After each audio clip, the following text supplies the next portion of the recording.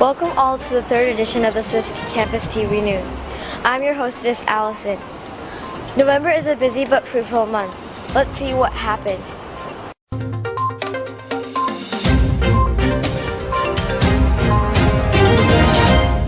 Confucius had once said, "Isn't it a great pleasure to have friends come from afar?" On November 3rd, a group of brave friends, Team Emirates from New Zealand, came to SWIS and had a great pleasure communicating with our staff and students.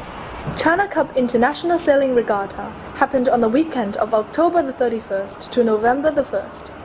111 teams from all around the world and China gathered in Daya Bay in Shenzhen for a 7-race regatta that involved some of the world's best sailors and teams. How is SWIS involved? Every Wednesday, the China Cup team come to SWIS and run an after-school activity for both our primary and secondary students.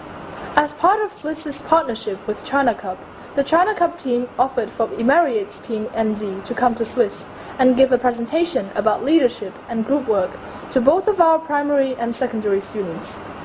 Students were given the opportunity to ask Emirates Team NZ questions about how and why communication, leadership and group work are important in a team that is considered one of the best sailing teams in the world.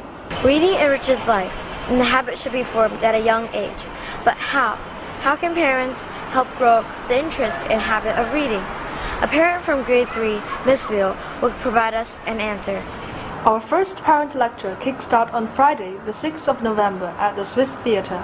We had the honor of inviting Miss Jinling Liu, our grade 3 parent and a member of the Shenzhen Committee of Chinese Language and Characters, to give our parents a lecture on reading. Miss Liu shared her own experience of reading with her daughter. She then elaborated on the beauty of Mandarin Chinese pronunciation, from which meanings of Chinese culture were conveyed. Miss Ellie Wu, our SWIS director, expressed her sincere thanks to Miss Liu for preparing and delivering such a great lecture.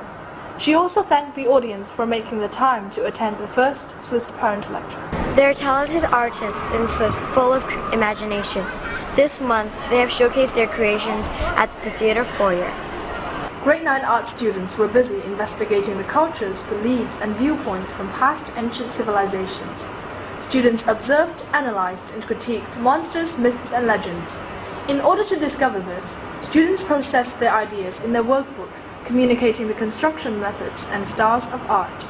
Students shared their ideas and interpreted their own vision of what the creature should look like, being considerate of the purposes and stories behind how myths and legends were represented back in the ancient times.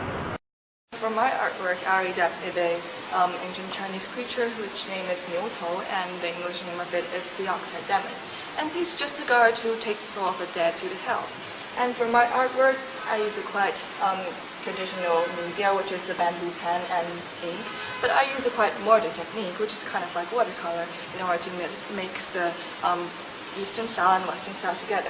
And by this, I demonstrated my understanding towards the ancient creature that was created like 1,000 years ago that still can affect our modern lives. So this work I created here is by looking at the mythological creature of Centaur. And this work shows a combination of Spartan and a large frame horse. And I wanted to combine this with pride to show a beast that shows bravery from its appearance and also its posture. And I used the charcoal technique to show this.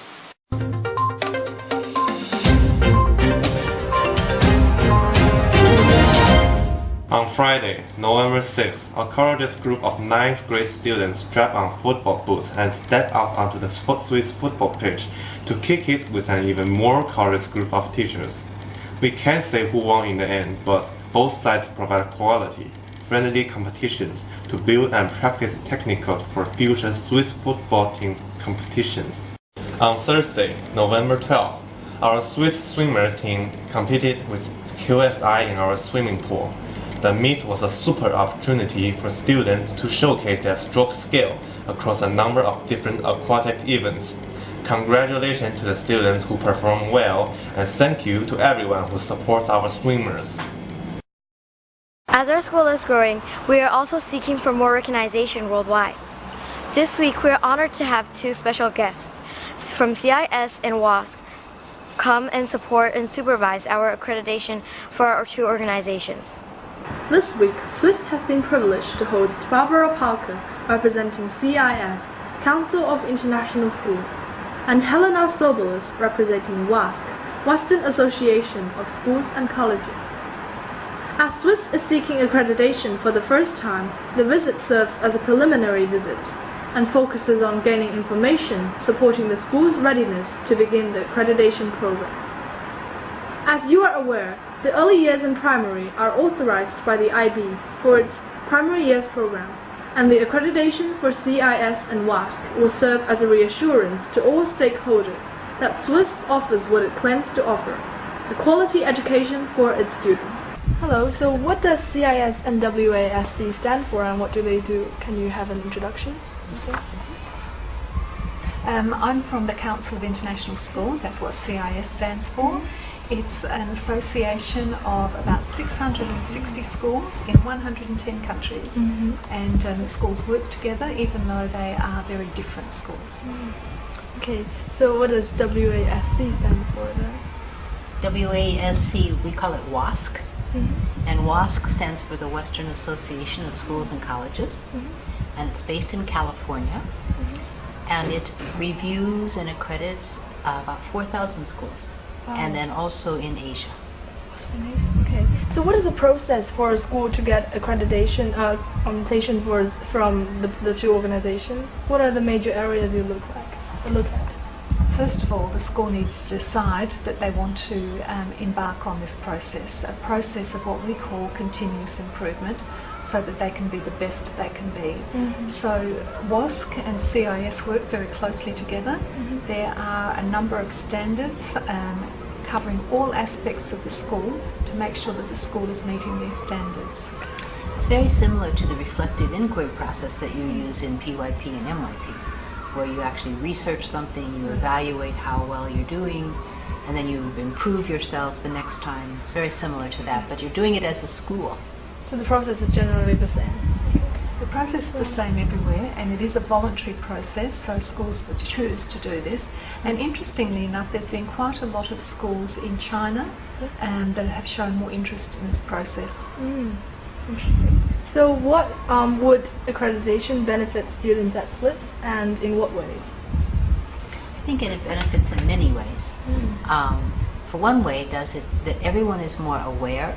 So when teachers and students are more aware of what they need to do, then usually they improve.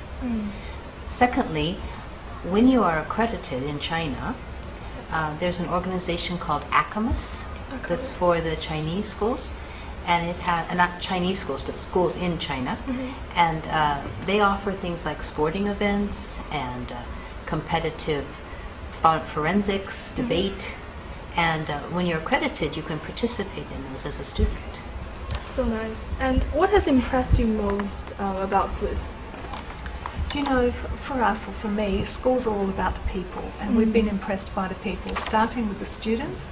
We had a meeting with some student representatives the other day, and we were so impressed with their appreciation of the school, their love of learning, their commitment to gaining the best of the educational opportunities here, and in particular the way they were able to articulate what they thought this education provided them, using the language of the IB learner profile.